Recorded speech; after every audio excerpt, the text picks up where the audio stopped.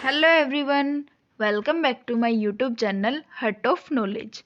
In this session, let us discuss about our further topics of chapter number 14, that is chemical effect of electric current. Our new topic is application of the chemical effect of electric current. So let's get started. Applications of the chemical effect of electric current. जो chemical effect थे electric current के, उनकी क्या क्या applications हो सकती है जिनको हम हमारी डेली लाइफ में यूज़ करते हैं, इंडस्ट्रीज़ के अंदर यूज़ होती है या फैक्ट्रीज़ के अंदर यूज़ की जाती हैं। First one is electroplating metals. Metals के ऊपर इलेक्ट्रोप्लेटिंग करना मतलब इलेक्ट्रिसिटी को यूज़ करके एक प्लेटिंग करना, प्लेट एक कवर चढ़ाना, जैसे उसी तरीके से इलेक्ट्रोप्लेटिंग होता है। प्यूरिफिकेशन ऑफ मेटल्स, मेटल्स को प्योरीफाई करना, जो उनकी अनप्योरीफाइड फॉर्म होती हैं उनके अंदर से हम मेटल को प्योरीफाई करते हैं। Third one is production of certain metals from the ores, ores के अंदर से भी मेटल्स को प्रोड्यूस करना। प्रोडक्शन ऑफ केमिकल कंपाउंड्स, कुछ एक केमिकल कंपाउंड्स को प्रोड्यूस करना। डिकम्पोजिंग ऑफ केमिकल कंपाउंड्स, कुछ और कंपाउंड्स होते हैं हमारे, उनको डिकम्पोज करना। We will now describe all this applications of the chemical effect of electric current in somewhat detail. अब इनको हम एक एक करके डिटेल में पढ़ते हैं। सबसे पहले हमारे पास क्या आता है, इलेक्ट्रोप्लेटिंग। इलेक्ट्रोप्लेटिंग का मतलब क्या होता है, इलेक्ट्रो एंड प्लेटिंग। इलेक्ट्रो का मतलब होता है इलेक्ट्रिक करंट एंड प्लेटिंग का मतलब क्या होता है, the act of covering a metal object with a thin layer और कोटिंग ऑफ डिफरेंट मेटल। मतलब क्या होता है, इसमें किसी भी मेटल ऑब्जेक्ट को हम कवर करते हैं किसी थिन लेयर के साथ, जो मेटल उसी मेटल की भी हो सकती है या दूसरी मेटल की भी हो सकती है, उसकी हम कोटिंग करते हैं या थिन लेयर करते हैं। Electroplating is one of the most common application. सबसे मोस्ट कॉमन एप्लीकेशन कौन सी है, electroplating. Now let's get started with electroplating. Electroplating, the process of deposition a thin layer of desired metal over a metal object with the help of electric current is called electroplating. एक process है एक thin layer को deposit करवाना कोई भी desired metal की, वो हमारी इच्छा होती है कि हम किस मेटल की उसके ऊपर से कवरिंग करवाते हैं, उस मेटल ऑब्जेक्ट के ऊपर से कवरिंग करवाना इलेक्ट्रिक करंट की हेल्प से, जिसको हम क्या बोलते हैं, electroplating. The purpose of electroplating is to protect the metal objects from the corrosion. Purpose क्या होता है इलेक्ट्रोप्लेटिंग का, किसी भी मेटल ऑब्जेक्ट को हम कोरोजन से प्रोटेक्ट करते हैं, रस्टिंग से प्रोटेक्ट करते हैं, और to make the metal object look more attractive. दूसरे शब्दों में हम क्या बोल सकते हैं, इलेक्ट्रोप्लेटिंग किस लिए की जाती है, for the protection against the corrosion और रस्टिंग, रस्टिंग और कोरोजन से प्रोटेक्शन के लिए। फॉर डेकोरेटिव पर्पज, इसके सिर्फ दो ही हमारे पास पर्पज होते हैं, या तो उसको हम प्रोटेक्ट करते हैं कोरोजन से, या फिर हम उसको डेकोरेटिव पर्पज के लिए यूज करते हैं। फॉर एग्जांपल, जैसे हमारे पास बाथरूम टैप्स होती हैं, वो आयरन की बनी हुई होती हैं या फिर स्टील की बनी हुई होती है, उनको हम क्या करते हैं, इलेक्ट्रोप्लेटिंग करवाते हैं क्रोमियम मेटल के साथ में, जिससे उन पे कोरोजन नहीं होता, उनके ऊपर रस्टिंग नहीं होती। And at the same time chromium plating gives a shining appearance, और क्रोमियम मेटल को हम किस लिए यूज करते हैं, साथ में क्या करता है, थोड़ी बहुत शाइनिंग भी प्रोवाइड करवाता है बाथरूम टैप्स के अंदर, जिसकी वजह से वो अट्रैक्टिव दिखती हैं। The metal objects usually electroplate किए जाते हैं क्रोमियम के साथ, टिन, निकल, सिल्वर, गोल्ड, कॉपर मेटल्स, इन सब के साथ है वो, मतलब इनको इलेक्ट्रोप्लेट करते हैं हम। When a metal object is electroplated with the chromium, it is called chromium plating. जब किसी भी मेटल ऑब्जेक्ट को हम क्रोमियम के साथ, क्रोमियम मेटल के साथ इलेक्ट्रोप्लेट करवाएंगे, तो उसको हम क्या बोलेंगे, क्रोमियम प्लेटिंग हो रही है, या फिर क्या बोलेंगे, क्रोम प्लेटिंग हो रही है। तो जब कोई भी मेटल ऑब्जेक्ट हमारा इलेक्ट्रोप्लेटेड होएगा टिन के साथ में, तो उसको हम क्या बोलेंगे, टिन की प्लेटिंग हो रही है। इसी तरीके से अगर निकल के साथ में होएगा तो निकल प्लेटिंग होएगी, सिल्वर के साथ में सिल्वर प्लेटिंग होएगी, गोल्ड के साथ में गोल्ड प्लेटिंग, कॉपर के साथ में कॉपर प्लेटिंग। और the metals which are used for electroplating, ऐसे ऐसे मेटल्स जो इलेक्ट्रोप्लेटिंग के लिए यूज किए जाते हैं, वो क्या होने चाहिए, रेजिस्टेंट होने चाहिए कोरोजन के साथ में, मतलब वो कोरोजन को लगने ना दे, और also give a shiny finish to the object, और साथ में उनका शाइनी फिनिश आना चाहिए, उनकी अपीयरेंस है वो थोड़ी शाइनी होनी चाहिए। फॉलोइंग पॉइंट्स हमें रिमेंबर करने हैं, याद रखने हैं जब हम इलेक्ट्रोप्लेटिंग करवाते हैं उस टाइम पे। सबसे पहला क्या है, जो मेटल ऑब्जेक्ट है जिसके ऊपर हमें इलेक्ट्रोप्लेटिंग करनी है उसको हम नेगेटिव इलेक्ट्रोड के ऊपर रखते हैं। नेगेटिव इलेक्ट्रोड मतलब कैथोड के ऊपर रखते हैं, जो नेगेटिव टर्मिनल है बैटरी का उसके साथ में कनेक्ट किया जाता है। दूसरी तरफ ऐसा मेटल जिसकी हमें डिपॉजिट करवानी है, the metal whose layer is to be deposited, मतलब जैसे यहाँ हम क्या बात कर रहे थे, जैसे हम टैप के बारे में बात करें, जो हमारी बाथरूम टैप्स होती हैं उनके अंदर हम क्रोमियम की इलेक्ट्रोप्लेटिंग करवाते हैं। तो ऐसा ऑब्जेक्ट जिसकी इलेक्ट्रोप्लेटिंग हमें करवानी है, किसकी करवानी है, आयरन थी हमारे पास टैप, आयरन की या फिर स्टील की बनी हुई थी, इसको हम कहाँ रखेंगे, नेगेटिव टर्मिनल के ऊपर रखेंगे जो हमारा कैथोड होएगा वहां पे। और दूसरी तरफ वैसा मेटल लेंगे हम जिसकी हमें डिपोजिशन करवानी है, जैसे इसके ऊपर हम किसकी डिपोजिशन करवा रहे थे, क्रोमियम की। क्रोमियम की डिपोजिशन करवा रहे थे तो क्रोमियम कहाँ होना चाहिए हमारा, पॉजिटिव की तरफ, एनोड की तरफ होना चाहिए जो पॉजिटिव टर्मिनल से कनेक्ट होता है। नंबर थर्ड, उसके अंदर हमें अब क्या चाहिए, एक सॉल्यूशन चाहिए है। तो water soluble salt of the metal to be deposited, जो मेटल हमें डिपॉजिट करवाना है, जैसे यहाँ पे हमें क्रोमियम को डिपॉजिट करवाना था तो यहाँ पे हम क्या करेंगे, क्रोमियम का साल्ट लेंगे electrolyte. We will now describe the process of electroplating by taking the example of copper plating. अभी मैंने आपको क्रोमियम प्लेटिंग का एग्जाम्पल दिया है, इसी तरीके से कॉपर प्लेटिंग का एग्जाम्पल है यहाँ पे। We will electroplate a key made of iron metal with a thin layer of copper metal। इस एग्जाम्पल में हम क्या कर रहे हैं, हमारे पास एक की है जो किसकी बनी हुई है, आयरन की, Fe बोलते हैं जिसको हम। आयरन की हमें की लेनी है और उसके ऊपर हमें किसकी इलेक्ट्रोप्लेटिंग करवानी है, कॉपर की इलेक्ट्रोप्लेटिंग करवानी है। तो यहाँ पे अब हम क्या करेंगे, इलेक्ट्रोप्लेटिंग के लिए एक आयरन ऑब्जेक्ट लिया जिसकी हम किसके साथ प्लेटिंग करवाएंगे, कॉपर प्लेटिंग करवाएंगे। First one is the iron object is made negative electrode. अब आयरन ऑब्जेक्ट को हम क्या करेंगे, नेगेटिव इलेक्ट्रोड बनाएंगे। वैसा नेगेटिव इलेक्ट्रोड हमारा कहाँ, इसके ऊपर हम कौन सा मेटल रखेंगे, जिस मेटल की हमें इलेक्ट्रोप्लेटिंग करवानी है। This means that the iron object is connected to the negative terminal of battery. अब हम लेंगे कॉपर प्लेट जिसको हम क्या करेंगे, पॉजिटिव इलेक्ट्रोड के ऊपर लगाएंगे। पॉजिटिव इलेक्ट्रोड मतलब यहाँ पे वैसा मेटल रखेंगे जिसकी हमें इलेक्ट्रोप्लेटिंग किसी और के ऊपर करवानी है। This means that a copper plate is connected to the positive terminal of battery. Third one हमें क्या लेना होता है, इलेक्ट्रोलाइट का सोल्यूशन लेना होता है। तो यहाँ पे इलेक्ट्रोलाइट का वो सोल्यूशन लेंगे जिसकी हमें इलेक्ट्रोप्लेटिंग करवानी है, जिसके ऊपर करवानी है। जैसे कॉपर की हमें करवानी है आयरन के ऊपर, तो हम यहाँ पे किसका सॉल्यूशन लेने वाले हैं, कॉपर का सॉल्यूशन। तो थर्ड वन हमारा क्या है, कॉपर सल्फेट सॉल्यूशन CuSO4 हम लेंगे एज अ इलेक्ट्रोलाइट जिसके अंदर हमारे पास कॉपर मेटल के कॉपर आयंस प्रेजेंट होते हैं। इसी इलेक्ट्रोप्लेटिंग के जो कॉपर प्लेटिंग है इसका एक एग्जाम्पल यहाँ पे एक्टिविटी शो कर रखी है, आप इसको रीड कर लेना। The process of electroplating copper on an iron key can be explained in the most simple ways as follows। अब इसी को बहुत अच्छे से एक्सप्लेन किया हुआ है किस तरीके से कॉपर मेटल है हमारा वो इलेक्ट्रोप्लेट होता है आयरन मेटल के ऊपर। The copper sulphate solution taken as electrolyte, हमने यहाँ पे सबसे पहले कॉपर सल्फेट का सोल्यूशन लिया था एक इलेक्ट्रोलाइट के तौर पे।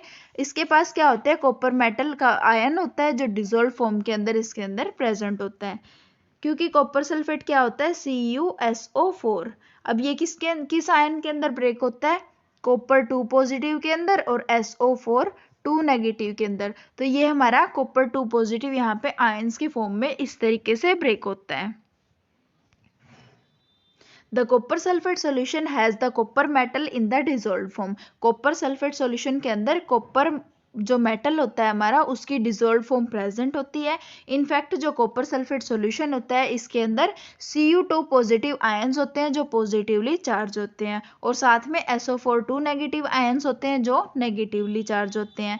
When electric current is pass through copper sulphate solution, जब हम कॉपर सल्फेट सॉल्यूशन के अंदर से इलेक्ट्रिक करंट को पास करते हैं तो यहाँ पे क्या क्या चेंजेस होते हैं, चेंजेस तो होंगे इलेक्ट्रिक करंट की वजह से। तो क्या क्या चेंजेस होंगे, पहला है हमारे पास जो डिसॉल्व्ड कॉपर मेटल प्रेजेंट था हमारा कॉपर सल्फेट सॉल्यूशन का एक पॉजिटिव चार्ज के तरीके से जो यहाँ पे प्रेजेंट था वो कहाँ जाएगा, पॉजिटिव था खुद तो वो किसकी तरफ जाएगा, नेगेटिव की तरफ जाएगा। और नेगेटिव के ऊपर हमने किसको लगा रखा है, आयरन की को लगा रखा है। The positively charge copper ions हैं वो क्या करेंगे, अपना पॉजिटिव चार्ज लूज करेंगे और किसके कंटेक्ट में आ जाएंगे, जो नेगेटिव चार्ज हमारे पास आयरन की प्रेजेंट थी उसके कंटेक्ट में आएंगे और उसके साथ साथ कॉपर मेटल्स की अटैचमेंट हो जाएगी। दिस कॉपर एटम डिपॉजिट होते जाएंगे आयरन के ऊपर, जो क्या करेंगे एक थिन लेयर बना लेंगे, एक कोटिंग बना लेंगे कॉपर मेटल की पूरे सरफेस के ऊपर से। इसी तरीके से कॉपर मेटल है वो इलेक्ट्रोलाइट के अंदर से बाहर आएगा सॉल्यूशन में से और क्या करेगा एक आयरन की के ऊपर से थिन लेयर बना लेगा जो कैथोड के ऊपर लगी हुई होती है, जो नेगेटिव टर्मिनल के ऊपर होती है। दूसरी तरफ क्या होता है, हमारा जो कॉपर मेटल होता है वो पॉजिटिवली चार्ज की तरफ लगा हुआ होता है। कॉपर प्लेट होती है जो कहाँ पे लगी हुई होती है, पॉजिटिव इलेक्ट्रोड के ऊपर लगी हुई होती है, जो डिसॉल्व होती रहती है, धीरे धीरे पॉजिटिव चार्ज बनाती रहती है कॉपर टू पॉजिटिव के। दिस हैपन्स बिकॉज जो कॉपर एटम है वो अपना नेगेटिव चार्ज यहाँ से लूज करेगा पॉजिटिवली चार्ज इलेक्ट्रोड के लिए, और जो कॉपर आयंस है वो यहाँ से क्या करेंगे कॉपर सल्फेट सॉल्यूशन के अंदर डिसॉल्व होते रहेंगे। In this way, the loss of copper ions from copper sulfate solution utilized in the copper plating is made up and the process continues। इसी तरीके से जो हमारा कॉपर सल्फेट सॉल्यूशन के अंदर से तो कॉपर उठ के कहाँ चला जाएगा, आयरन के पास चला जाएगा, और वहां से जहाँ पे हमारे पास कॉपर प्लेट हमने ली थी वहां से डिसॉल्व होके वो सॉल्यूशन के अंदर आता रहेगा। ये प्रोसेस इस तरीके से कंटिन्यू रहती है। Since the copper ions are taken out from the solution at the negative electrode but put into the solution at the positive electrode, therefore जो concentration of copper sulfate solution की वो constant रहती है। जो हमारा electrolyte present था उस electrolyte के अंदर जो कॉपर की प्रेजेंट होती है, कॉपर 2 पॉजिटिव होता है हमारे पास, इसकी कंसंट्रेशन सेम रहती है। क्यों रहती है, जैसे हमारे पास ये क्या है आयरन की है और इस साइड हमारे पास कॉपर प्लेट है। यहाँ कॉपर प्लेट के अंदर से हमारे पास आयंस जो होते हैं वो हमारे सॉल्यूशन के अंदर आ जाते हैं और सॉल्यूशन से हमारे पास कहाँ चले जाते हैं, आयरन की के पास चले जाते हैं। From the above discussion, we conclude that during the copper plating of an iron key, copper metal is transferred from the copper plate to the iron key through copper sulfate solution। अब यहाँ से हमें क्या पता लगता है, जो copper plating होती है उसके अंदर एक आयरन की के ऊपर कॉपर मेटल कहाँ से आता है, वो डायरेक्ट एक कॉपर की जो हमने साइड में प्लेट ली थी पॉजिटिव टर्मिनल से, वहां से वो डायरेक्ट की के ऊपर नहीं आता, वो पहले कहाँ जाता है, कॉपर मेटल हमारा पहले डिसॉल्व होता है कॉपर सल्फेट सॉल्यूशन में, कॉपर सल्फेट सॉल्यूशन से वो आयरन की के ऊपर जाता है। इसका मतलब वो कहाँ से जाएगा, कॉपर मेटल ट्रांसफर होएगा कॉपर प्लेट से आयरन की के ऊपर through copper sulphate solution. In other words, during the electroplating with the copper metals get transferred from the positive electrode to the negative electrode। जो हमारा कॉपर मेटल होता है वो कहाँ से कहाँ ट्रांसफर करेगा, पॉजिटिव इलेक्ट्रोड से नेगेटिव के ऊपर ट्रांसफर करेगा एक इलेक्ट्रोलाइट सॉल्यूशन की हेल्प से। कार्बन क्या होता है, एक ग्रेफाइट की फॉर्म होती है, नॉन मेटल होता है जो गुड कंडक्टर होता है इलेक्ट्रिसिटी का। तो अगर हम क्या करते हैं, यहाँ पे कार्बन रोड को लेते हैं अबव एक्टिविटी के अंदर और कनेक्ट करते हैं उसको नेगेटिव टर्मिनल के ऊपर, जो बैटरी का negative carbon in the form of graphite is a non metal which is a good conductor of electricity. अब हम यहाँ पे क्या करते हैं, जो हमारे पास आयरन की थी उसको अगर हम कार्बन रोड के साथ रिप्लेस करते हैं, कार्बन क्या होता है हमारा नॉन मेटल होता है जो गुड कंडक्टर होता है इलेक्ट्रिसिटी का। जब हम इस कार्बन रोड को यहाँ पे रिप्लेस करेंगे नेगेटिव टर्मिनल के साथ में, तो एक कॉपर मेटल की लेयर है वहाँ भी फॉर्म होएगी कार्बन रोड के ऊपर से। दस a carbon road can also be electroplated with copper. तो इसी तरीके से कार्बन रोड को भी हम इलेक्ट्रोप्लेट कर सकते हैं कॉपर की हेल्प से, क्योंकि कार्बन रोड गुड कंडक्टर होता है इलेक्ट्रिसिटी का। सम स्पेशल प्लास्टिक्स होते हैं आज के टाइम पे बना दिए गए हैं जो गुड कंडक्टर्स होते हैं इलेक्ट्रिसिटी के, जैसे plastics can also be electroplated with the metals. तो ऐसे से प्लास्टिक्स हैं उनको भी हम क्या कर सकते हैं, मेटल्स के साथ में इलेक्ट्रोप्लेट कर सकते हैं। इस इलेक्ट्रोप्लेटिंग का यूज कहाँ कहाँ होता है, इलेक्ट्रोप्लेटिंग है वो बहुत ज़्यादा यूजफुल प्रोसेस होती है। जैसे आपने एक एग्जांपल के अंदर भी देखा है, जो बाथरूम की टैप्स होती हैं वहाँ हम यूज़ करते हैं इलेक्ट्रोप्लेटिंग को। It is widely used in the industries for coating metal objects. बहुत सारे इंडस्ट्रीज के अंदर इसको यूज़ किया जाता है मेटल ऑब्जेक्ट्स को कोट करने के लिए with a thin layer of desired metal. The metal which is deposited in the form of thin layer has some desired properties which the metal of object does not possesses। अब हम जिसकी भी electroplating करवाते हैं, जिसको हम deposit करवाते हैं किसी दूसरे मेटल के ऊपर, उसके पास कुछ खास प्रॉपर्टीज होती हैं जिसकी वजह से हम उसके ऊपर डिपॉजिट करवाते हैं। For example the metal which is deposited during electroplating वो लेस रिएक्टिव होना चाहिए, जिसकी वजह से वो कोरोजन को रेजिस्ट कर सके। उसके पास शाइनी अपीयरेंस होनी चाहिए, जिससे उसकी अपीयरेंस है वो बहुत अच्छी दिखे। This will became more clear from the following example.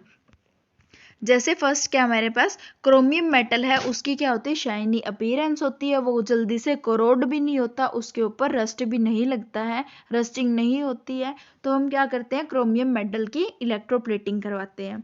Chromium metal is however quite expensive and hence it is not economically to make whole object out of the chromium। Chromium metal है वो क्या होता है, expensive होता है, तो economically भी इतना, मतलब उसको हम देख सकते हैं कि होल ऑब्जेक्ट के ऊपर से क्रोमियम की इलेक्ट्रोप्लेटिंग करवा सकते हैं, क्योंकि वो इतना ज़्यादा इकोनॉमिकली नहीं होता।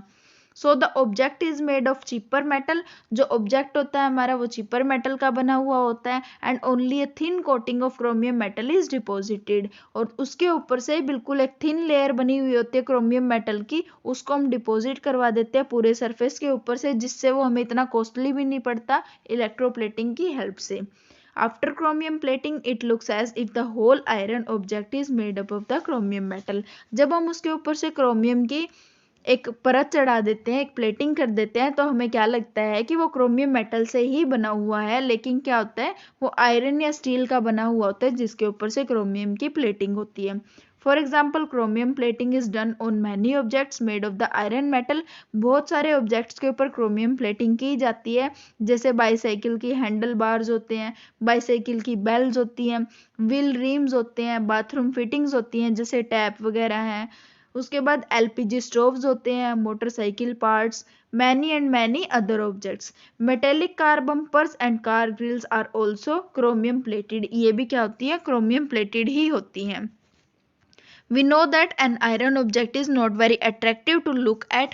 आयरन जो ऑब्जेक्ट होते हैं वो इतने ज़्यादा अट्रैक्टिव नहीं होते, उनका सरफेस थोड़ा रफ रफ सा है, डल डल सा दिखाई देता है, जिसकी वजह से वो इतने ज़्यादा अट्रैक्टिव नहीं होते।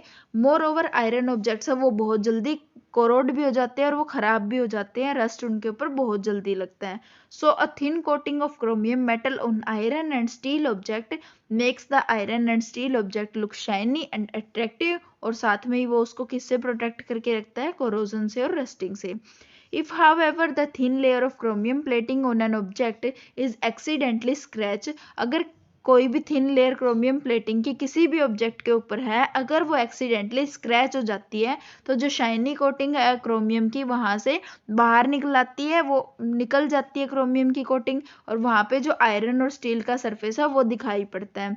रस्टिंग आयरन और स्टील ऑब्जेक्ट की देन टेक प्लेस, यहाँ से क्या होएगा, फिर रस्टिंग होएगी जहाँ पे हल्का सा स्क्रैच लगा था। From the above discussion we conclude that, तो हमें यहाँ से क्या पता लगता है, इलेक्ट्रोप्लेटिंग आयरन और स्टील ऑब्जेक्ट्स को कवर करने के लिए यूज की जाती है, जिससे थिन लेयर बनेगी क्रोमियम मेटल की। This chromium layers gives an attractive shiny surface and also protect iron and steel objects from rusting. Number 2 पे हम टिन मेटल को यूज करते हैं। इसको भी हम किस लिए यूज करते हैं, शाइनी अपीयरेंस के लिए यूज करते हैं। It does not corrode and it is non poisonous. ये भी कोरोड नहीं होता और नॉन पॉइजनस भी होता है। It is less reactive than iron, iron से लेस रिएक्टिव होता है, जिसकी वजह से इसके ऊपर इतना कोरोजन नहीं होता। टिन के कैन्स होते हैं जो यूज़ किए जाते हैं फूड को स्टोर करने के लिए, made by electroplating the tin metal on to the iron. Iron के ऊपर से टिन मेटल की इलेक्ट्रोप्लेटिंग की जाती है और उसके बाद टिन कैन्स को यूज़ किया जाता है।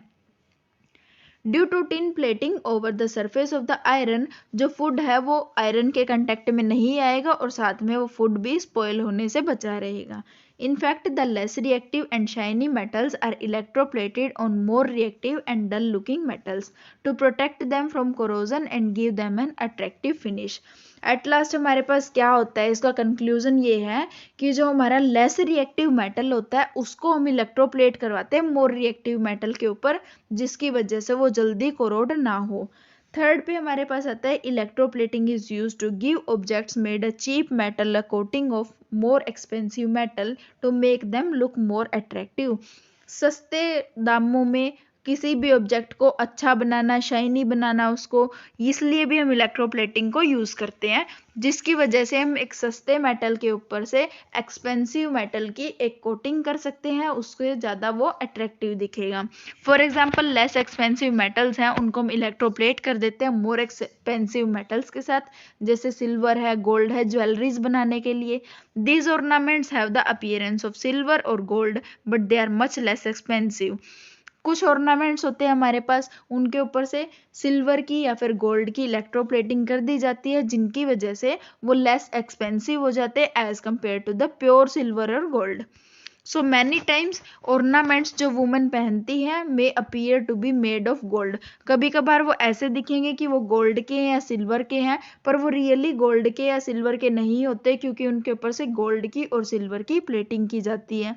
हाउएवर विद रिपीटेड यूज जो गोल्ड कोटिंग होती है इलेक्ट्रोप्लेटिंग ऑर्नामेंट्स की, वो निकल जाती है, रिवेल, जिसकी वजह से क्या है, हमारे पास जो चीपर मेटल्स होते हैं वो दिखते हैं।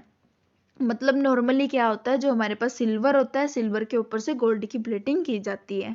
These ornaments have been to be gold plated again, फिर इनको दोबारा गोल्ड प्लेटेड किया जाता है। सिमिलरली एल्यूमिनियम के ऑब्जेक्ट्स होते हैं जो अट्रैक्टिव दिखते हैं व्हेन इलेक्ट्रोप्लेटेड विद द निकल, जब इनको हम निकल के साथ में इलेक्ट्रोप्लेट कर देते हैं। The conducting solution used in the electroplating contain the various type of salt। जो हम conducting solution को use करते हैं electroplating का, उसके अंदर बहुत सारे salts होते हैं जो poisonous हो सकते हैं। तो conducting solutions are usually acidic in nature। जो conducting solutions होते हैं वो हमारे usually acidic होते हैं nature में। So in electroplating factories जो disposal है used conducting solutions का is a major problem। Conducting solutions or electrolytes used in electroplating process are polluting the waste and hence should be disposed of in a proper way so as to protect the environment। तो इसी वजह से जो हमारे conducting solution होते हैं, जब हम इलेक्ट्रोप्लेटिंग प्रोसेस के अंदर उनको यूज़ करते हैं तो वो पोल्यूटिंग वेस्ट के तौर पे ही काम करता है। मतलब वो एक पोल्यूटिंग वेस्ट होता है जिसको हमें बहुत अच्छे से प्रॉपर वे में डिस्पोज ऑफ करना चाहिए। These are specific guidelines issued by the government for the safe disposal of electrolyte waste produced by the electroplating factories. जो इलेक्ट्रोप्लेटिंग फैक्ट्रीज हैं वो जब वेस्ट को डिस्पोजल ऑफ करती है तो उनके लिए कुछ गाइडलाइंस होती है जो उनको फॉलो करनी पड़ती है। नंबर 2 पे हमारे पास एप्लीकेशन क्या है, प्यूरिफिकेशन ऑफ मेटल्स। मेटल्स की प्यूरिफिकेशन भी की जाती है इलेक्ट्रोप्लेटिंग की हेल्प से। The chemical effect of electric current, electroplating की हेल्प से नहीं, chemical effect of electric current की हेल्प से। The chemical effect of electric current is used in the purification of impure metals।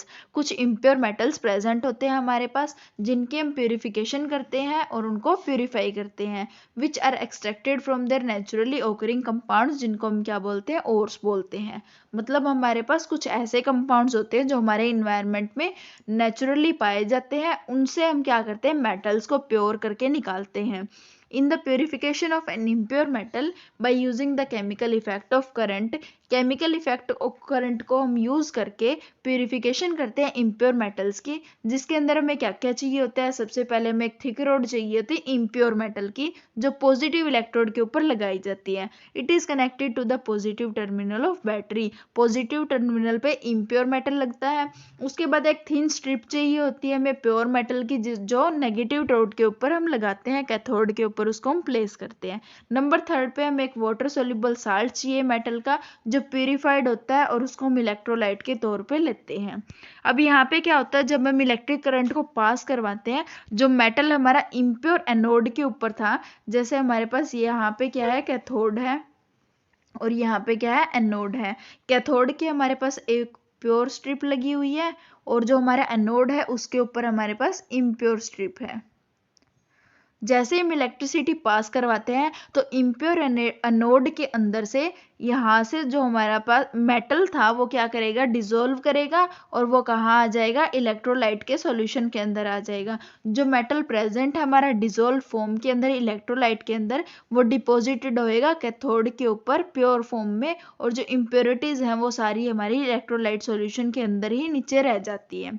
The metals जैसे copper, zinc and aluminium वो purify किए जाते हैं by the process of electrolysis by using the chemical effect of electric current. बहुत सारे metals होते हैं जिनको हम प्योरीफाई करते हैं chemical effect of electric current की एप्लीकेशन के तौर पे। अब यहाँ पे हमारे पास एक एक्टिविटी है, इसमें क्या कर रहे हैं कि इम्प्योर कॉपर मेटल से एक प्योर कॉपर की प्लेट निकाल रहे हैं, इसको आप रीड कर लेना।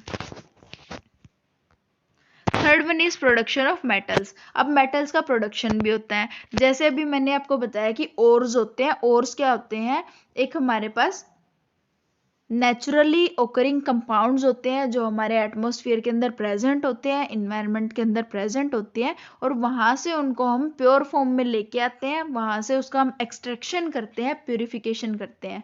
The chemical effect of electric current is used in the production of certain metals from their natural occurring compounds जिनको हम ores बोलते हैं। एक्चुअली जो केमिकली रिएक्टिव मेटल्स होते हैं वो प्रोड्यूस होते हैं इस मेथड से। फॉर एग्जांपल जैसे रिएक्टिव मेटल सोडियम है, एल्यूमिनियम है, मैग्नीशियम है, ये कैसे प्रोड्यूस होते हैं, by passing the electric current through their compounds in molten state. Sodium metal is produced by the electrolysis of molten sodium chloride. यहाँ पे क्या होता है, जब हम सोडियम मेटल को प्रोड्यूस करते हैं तो जो हमारे पास मोल्टन फॉर्म में प्रेजेंट होता है सोडियम क्लोराइड, मतलब जो लिक्विड फॉर्म में प्रेजेंट होता है सोडियम क्लोराइड, उसकी हम इलेक्ट्रोलिसिस करवाते हैं और वहाँ से हम सोडियम मेटल को एक्सट्रैक्ट करते हैं। वेयर एज जो एल्यूमिनियम मेटल्स होते हैं उनको हम प्रोड्यूस करते हैं by the electrolysis of molten aluminium oxide. और जो एल्यूमिनियम मेटल है उसको हम निकालते हैं, वो कहाँ से निकालते हैं, जो लिक्विड फॉर्म होती है एल्यूमिनियम ऑक्साइड की, यहाँ से निकालते हैं। इन सब केसेस के अंदर जो मेटल है वो प्रोड्यूस होता है नेगेटिवली चार्ज इलेक्ट्रोड के ऊपर, क्योंकि यहाँ पे क्या होता है, पॉजिटिव चार्ज के ऊपर हम जो इम्प्योर फॉर्म होती है, जो ओर्स होते हैं, उनको लेते हैं। This is because the positively charge ion of metal present in their molten compounds are attracted by the negatively charge electrode, तो वो अपोजिटिवली चार्ज के ऊपर जाके डिपॉजिट होते हैं। Now fourth one is production of the compounds. Compounds की production के लिए यूज किया जाता है। The chemical effect of electric current is used in the production of various compounds. बहुत सारे केमिकल कंपाउंड्स को फॉर्म करने के लिए बनाया जाता है, जैसे सोडियम हाइड्रोक्साइड हो गया, कास्टिक सोडा बोलते हैं जिसको हम, इसको हम प्रोड्यूस करते हैं इलेक्ट्रोलिसिस से by an aqueous solution of sodium chloride. जब सोडियम क्लोराइड का एक्वस सॉल्यूशन लेते हैं, इसके अंदर से जब हम इलेक्ट्रिसिटी को पास करवाते हैं तो यहाँ पे कुछ कंपाउंड्स का फॉर्मेशन होता है, जैसे sodium hydroxide. Last one is decomposition of compound. जैसे यहाँ पे बहुत सारे कंपाउंड्स हमारे बनते हैं, एडअप होते हैं, इसी तरीके से यहाँ पे कंपाउंड्स डिकम्पोज भी होते हैं इलेक्ट्रिक करंट की वजह से। तो कुछ हमारे पास ऐसे एलिमेंट्स होते हैं, ऐसे कंपाउंड्स होते हैं जो एलिमेंट्स के अंदर कन्वर्ट होते हैं। For example water can be decompose by passing the electric current into the two elements. सबसे पहले आपने यही एग्जाम्पल पढ़ा था कि वाटर को जब हम ब्रेक करवाते हैं इलेक्ट्रिक करंट की थ्रू हेल्प से, तो यहाँ पे क्या होता है, हाइड्रोजन और ऑक्सीजन के अंदर ये ब्रेक होता है। तो यहाँ हमारा चैप्टर कंप्लीट होता है। अगर आपको चैप्टर में कोई भी डाउट होता है तो आप मुझे कमेंट सेक्शन में पूछ सकते हो। तब तक के लिए हर हर महादेव।